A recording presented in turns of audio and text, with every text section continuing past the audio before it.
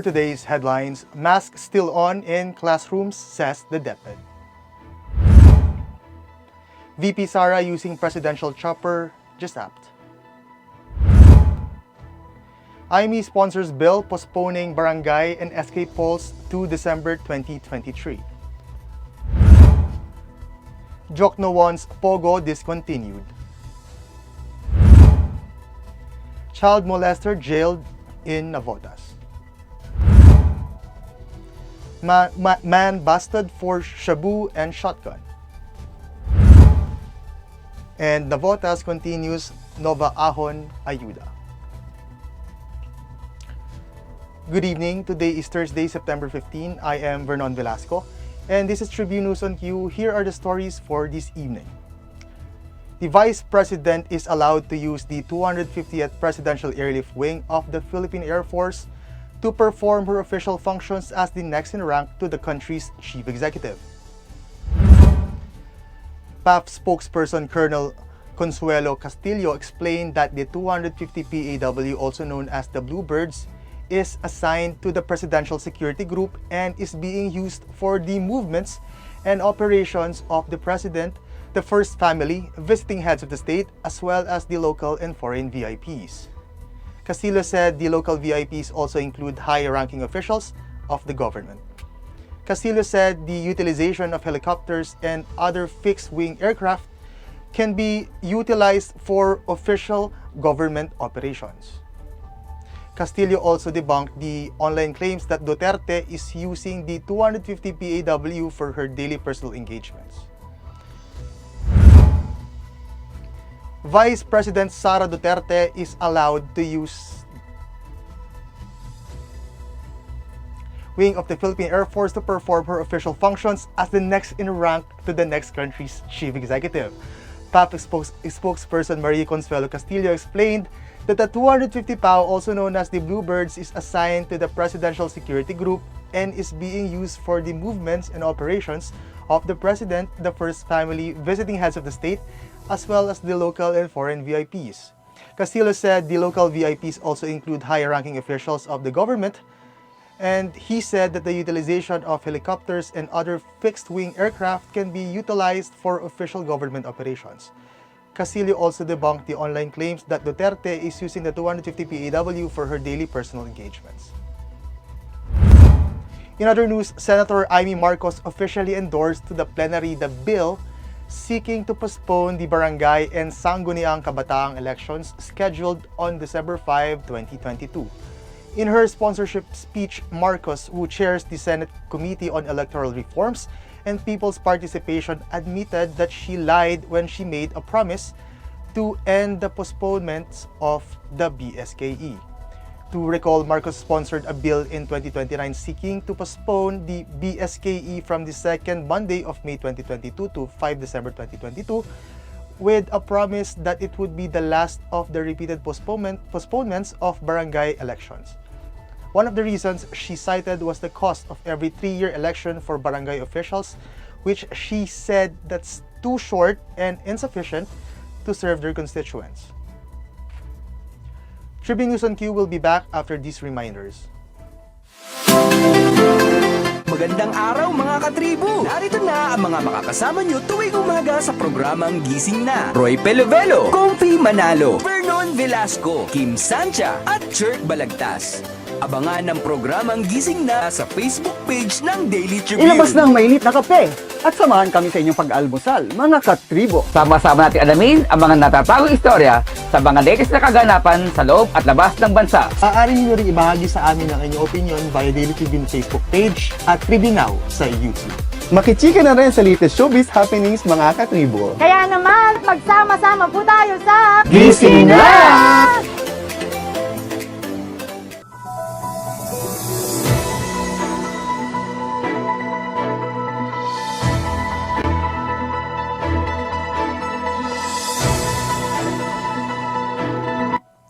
Finance Secretary Benjamin Diokno on Thursday expressed his support to ban the Pogo operations, citing the social cost of the industry outweighs its economic benefits. In the resumption of the development of budget Coordination Committee briefing, Diokno was asked for his personal stance on Pogo, specifically its effects on the country's economy should the government decide to ban the industry. Diokno pointed out that in 2021, the total revenue for Pogo plunged to 3.9 billion pesos from 7.2 billion pesos in 2020. The finance chief stressed that Pogo companies moved to the Philippines because we are loose, we are not strict on our rules, he said. In a separate hearing, Senator Grace Poe expressed her intent to determine whether the country should continue allowing Pogo operations in the country, citing its link with the recent spate of kidnappings, abductions, and other illegal activities. A worker was nabbed by the authorities for molesting a minor girl who was picking up plastic bottles to sell in Navotas City Wednesday afternoon. The suspect, identified as J.R. Blateria, is now facing charges of violation of Section 38 of RA 7610. According to the investigation of the Navotas Police Women and Children's Protection Desk, the victim, who hied by the name Viola, along with her friends, came to the area to pick up and collect plastic bottles and other things that they could be sold to make money. The children went around the streets until they landed along Little Samar, and when the suspect noticed them, he invited only the victim to come with him and promised that he will give her plastic bottles to sell while the other kids were left in a nearby place. The suspect waited for the victim under a tree near his residence, but instead of giving her plastic bottles, he forcefully stroked the girl's private parts and then kissed her in every part of her body. In extreme panic, the victim wasn't able to scream for help, and when she got home, she reported to her mother what happened, which caused them to ask for help from the village watchman of Barangay San Jose that resulted in the immediate arrest of the suspect. A man was nabbed by the authorities for an improvised shotgun and shabu inside a cemetery in Malabon City Thursday afternoon. The suspect was identified as Vergel Reyes of Barangay Tinajeros around 2:30 p.m. when PCPL Rusan Abarnas and Police Corporal Mark Anthony Petilla of Substation 2 chanced upon the suspect while examining a plastic sachet containing suspected shabu. When the two police approached him, he tried to run but was immediately grabbed by the police. During the search, an improvised shotgun, also known as sumpak, with 12-gauge live ammunition were also recovered from him. A total of 0.4 grams of shabu with a street value of 2,720 pesos was also recovered during the search. The suspect is currently in the custody of Malabon City Detention Facility. The city government of Navotas continue to distribute this Thursday the NavoAhon Ayuda, a livelihood assistance to more Navoteños severely affected by the COVID-19 pandemic. Some 766 beneficiaries received cash aid worth 1,000 to 3,000 pesos under the NavoAhon Ayuda program. Of this, 400 were displaced workers, 105 delivery riders, and jeepney, tricycle, and pedicab drivers, 21 job seekers who graduated in 2020 to 2021, 60 entrepreneurs whose business were not allowed to operate during the heightened quarantine restrictions, and 180 new business owners. Another batch of beneficiaries is expected to be validated and provided with livelihood assistance next month. The NavoAhon Ayuda is part of a series of pandemic recovery programs that the city government has lined up for Navoteños. In February and March this year, around 2,500 qualified individuals and business owners also received cash assistance under the program. That wraps up the stories tonight. Catch us again tomorrow only here at Daily Tribune's Facebook page. Again, this is Vernon Velasco and you are watching Tribune News on Q. Stay safe, stay healthy, and stay home.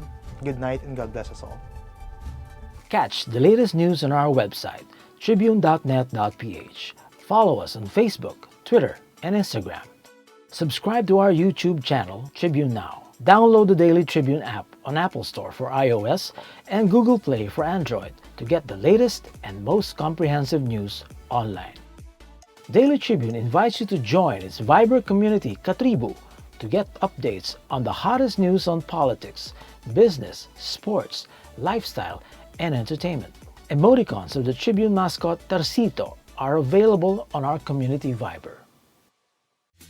We would like to thank the following: Araneta, Pag-ibig, SM Supermall, Veteran, Divina Law Offices, ICTSI, Xlog, Globe, Kia, PLDT, Cherry, Tanawan, Prime Homes, RLC, Pure Gold, Meralco, and SM Retail.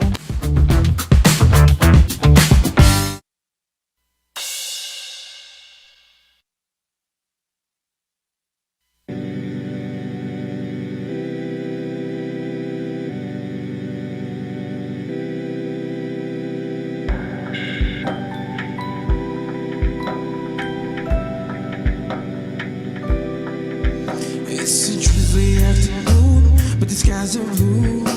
I play a little tune and do nothing of you. Watching out the window as I pray for rain. There's something about you just makes me sing. Baby, I love you. Baby, I care. Baby, I love you, and you know that I'll be there. Baby, I love you. Baby, I care. Baby, I love you, and you know that I'll be there.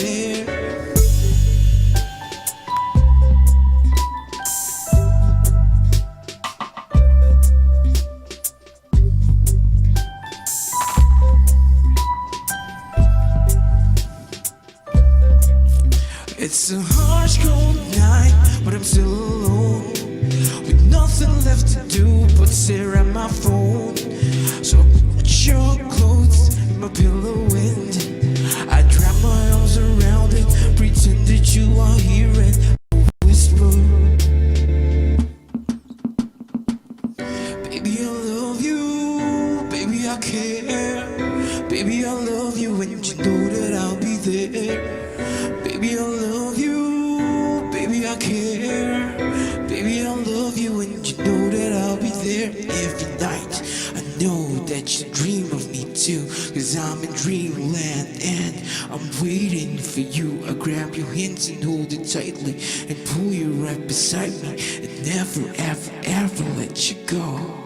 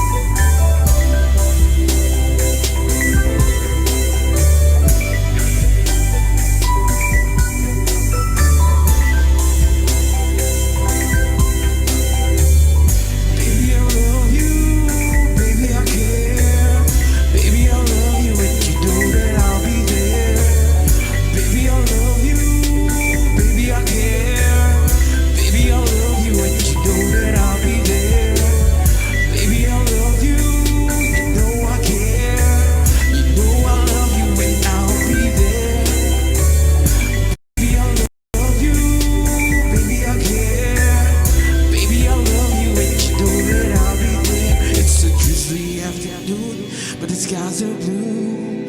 I play a little tune and then I think of you.